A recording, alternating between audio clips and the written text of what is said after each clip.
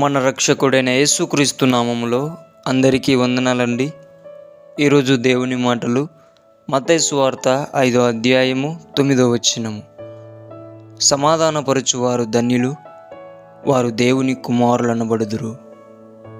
ప్రియ దేవుని బిడ్డ, ఈ లోకంలో నీవు గమనించినట్లయితే ఎక్కడ చూసినా ఒక వివాదం కలిగితే దాన్ని మాట పెంచి ఇంకా దాన్ని రెట్టింపుగా తయారు చేస్తారు, కానీ ఎవరు కూడా సమాధానపరిచేవారు లేకపోయారంటే చాలా దౌర్భాగ్యం.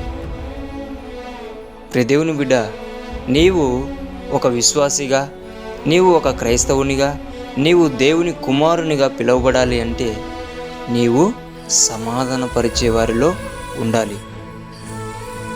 ఆ ధన్యత నీవు అనుభవించాలి. అలాగుననే నీవు దేవుని కుమారునిగా, కుమార్తెగా అంగీకరింపబడాలి. అదే దేవుని ఆశ. నా బిడ్డలు ఎప్పుడు కూడా వివాదాన్ని రెట్టింపు చేయకూడదు, ఆ వివాదాన్ని సమాధానపరచాలనే దేవుడు కోరుకుంటాడు. ప్రియ దేవుని బిడ్డ, ఇంట్లో అన్న చెల్లెళ్ళు, ఇంట్లో భార్యాభర్తలు, ఇంట్లో బంధువులు, ఇంకా స్నేహితులు, ఇంకా ఇరుగు పొరుగు వాళ్ళు, ఇలా చెప్పుకుంటూ పోతే అనేక మంది గొడవలు పడుతూ ఉంటారు. ఇలా గొడవ పడే సమయంలో నీవు ఎవరివో తెలుసుకోవాలి. దేవుని కుమార్తెవా, లోక సంబంధివా? దేవుని కుమారుడవా, ఈ లోకానికి స్నేహితుడవా? నువ్వు పరిశీలన చేసుకొని నీవు సమాధానపరిచేవాడిగా ఉంటావా, లేదంటే వివాదాన్ని రెట్టింపు చేసే విధముగా ఉంటావా? నీ మీదనే దేవుడు వదిలేస్తున్నాడు. ప్రియ దేవుని బిడ్డ, ధన్యత నీవు అనుభవించాలి అంటే, దేవుని కుమారునిగా నీవు పిలువబడాలి అంటే సమాధానపడాలి. వివాదము దగ్గర సమాధానపరిచే బిడ్డగా నీవు ఉండాలి. ఒక దేవుని కుమారుడిగా, కుమార్తెగా నీవు అందరితో సమాధానపడి ఉండాలి.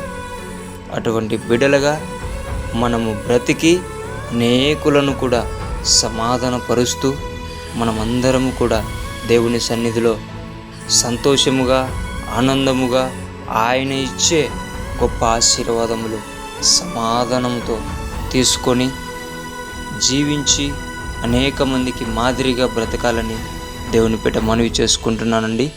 దేవుడి మాటలను దీవించునుగాక. ప్రార్థించుకుందాం. యేసయ్యా, మీకు వందనాలు, స్తోత్రాలు ప్రభువా. నిజమునైనా ఒక వివాదము నాన్న జరిగితే దాన్ని రెట్టింపు చేసేవాళ్ళు ఉన్నారు, కానీ సమాధానపరిచేవారు చాలా తక్కువ మంది నాయన.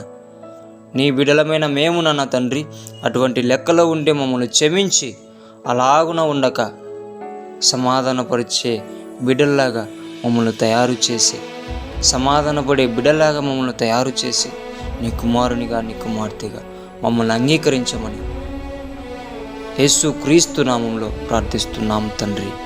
ఆమేన్.